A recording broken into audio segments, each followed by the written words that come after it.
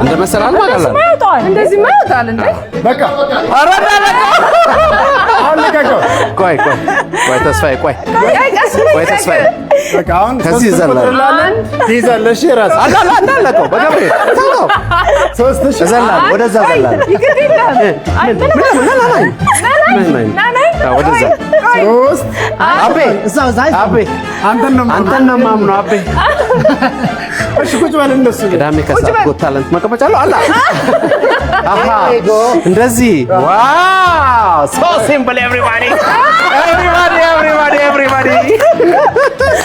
በቃ ዘጋውን ልቀቅ። ኬኬ ጎት ታለንት ያ